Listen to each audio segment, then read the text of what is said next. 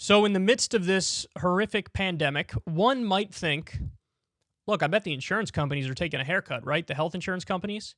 So many people are hospitalized and they need care. And yeah, people have been paying their premiums all these years and their copays and all that stuff. But is there really enough in the tank to handle like this pandemic where now they're on the hook for paying a lot of stuff? Well, let's see how that's going. Wendell Potter, this is on his Substack. While UnitedHealth reports $24 billion in profits, Americans face 200% increases in out-of-pockets over last decade. $24 billion in profits. $24 billion. The most in U.S. history. Stop and think about that.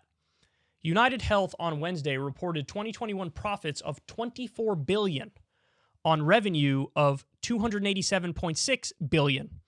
Executives told Wall Street they expect United will be the first insurer to take in more than $300 billion from its customers this year. Instead of giving its health plan customers relief from ever-increasing out-of-pocket requirements, United spent $5 billion last year buying back its own shares of stock, a gimmick that boosts the value of shares and makes shareholders richer. United also paid shareholders $5.3 billion in dividends in 2021. No insurer has ever made that kind of money in U.S. history. It's even more notable when you consider that United is not growing by attracting substantially more new customers. At the end of 2021, United had about 26.6 million people enrolled in its commercial, individual, and employer-sponsored health plans. That's just 700,000 more than the 25.9 million the company had 10 years ago. Most of United's membership and revenue growth now comes from the company's Medicare Advantage plans and the state Medicaid programs it manages. In other words, from us as taxpayers. United and other insurers are padding their top and bottom lines by charging their existing commercial customers higher and higher premiums every year. Consider this, an employer-sponsored family policy that costs an average of $15,073 in 2011 cost $22,221 in 2021. That's a 47% increase, according to the Kaiser Family Foundation. And during that time, insurers have forced their health plan enrollees to pay more and more out of their own pockets through ever-increasing deductibles, co-payments, and co-insurance. Most Americans now have to pay an average twice as much out of pocket than 10 years ago. Wow. Record profits in the middle of a pandemic. Record profits. Why are these companies necessary? The answer is they aren't. Their whole existence is just a middleman between you and your doctor or you and the hospital. They're just a middleman. That's all they do. That's it. So they skim off the top. You pay them, and the famous old Chris Rock joke is you pay them in case shit. Let me give you some money in case some shit happens. Now, you're giving them money, they're skimming off the top, and then when you actually get sick and you got to go get some help, oftentimes they say, okay, great, now you need to pay a copay. Okay, great, now we're going to pick up this much, but you have to pay like $5,000 out of pocket or $10,000 out of pocket, and then maybe we'll pick up the rest. We have to see. And then what they do is they look to see if they can find any loopholes to force you to pay the whole thing. There were before Obamacare, there were whole parts of the company that were dedicated to this process called rescission. And rescission is basically trying to find a way for them to wiggle out of making any payments whatsoever. $24 billion in profit for a health insurance company in the middle of a pandemic. They're profiting no matter what. And it's the people who are getting squeezed. There was a public citizen report that came out not too long ago, which found that about 33% of COVID deaths are attributable to uninsurance. So in other words, since we don't have universal health care, since you have 30 million Americans who are uninsured, 80 million Americans who are underinsured, 33% of COVID deaths could have been avoided if these people were insured. 33%. That's a huge number, man. That's like once we officially hit 1 million deaths, COVID deaths, which, by the way, we're actually technically over that already because of the excess deaths number. When you factor that in with the COVID deaths, you see we're already over 1 million. So that means about 330,000 COVID deaths were avoidable if we had a national healthcare system, and we don't. 330,000. 5.4 million Americans lost their insurance during the pandemic. So during the worst public health crisis in U.S. history, 5.4 million Americans lost their insurance. Why? Because oftentimes insurance is tied to employment, and a lot of people lost their employment because of the economic downturn. Seems like an insane way to craft a system, doesn't it? It seems that way because it is.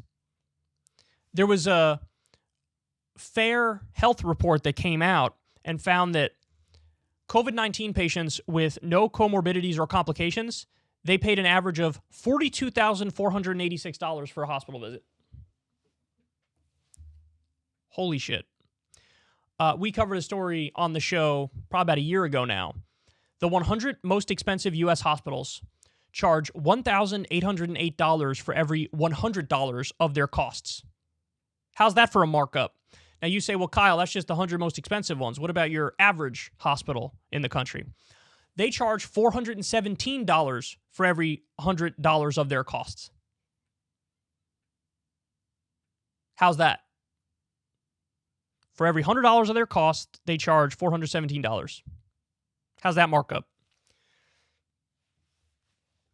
Basically, I've said this before, I'll say it again. Our healthcare system, our health insurance system, and our pharma system, they are scams within scams on top of scams.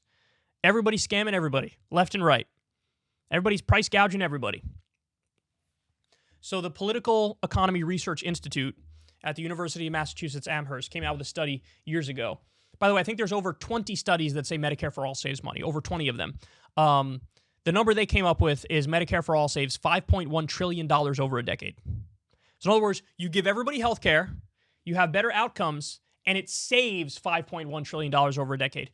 Well, Kyle, how's that possible? That doesn't make any sense. You're giving more people health care, but it's going to save money. I don't even understand how that works. Very simple.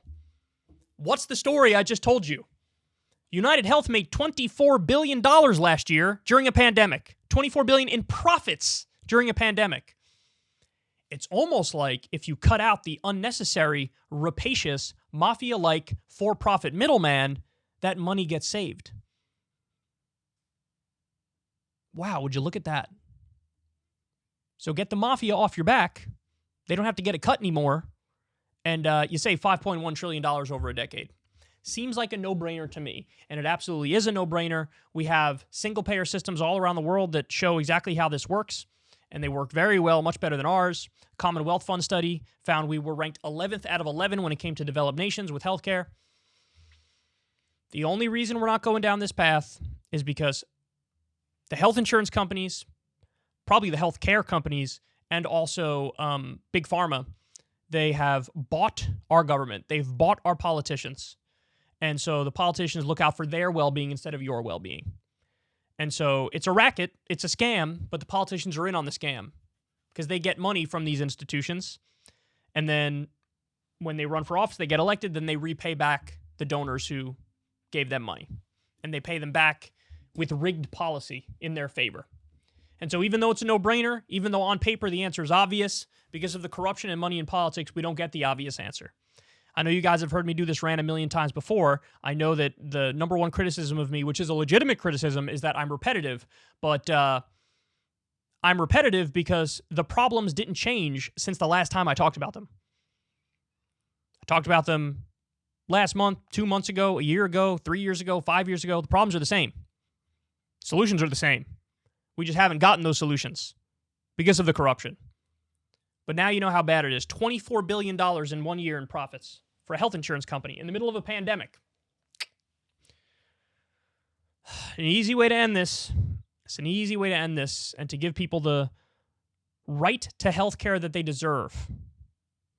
And unfortunately, we're not moving in that direction, even though we should be. If you want to see me and Crystal Ball interview legends like Noam Chomsky, Cornel West, and more, subscribe to Crystal, Kyle, and Friends on Substack. $5 a month gets you the video version a day early. Remember, we take 0 ad dollars for this podcast. Or you can sign up on Substack for free and get the audio version a day later. Link in the video description box below.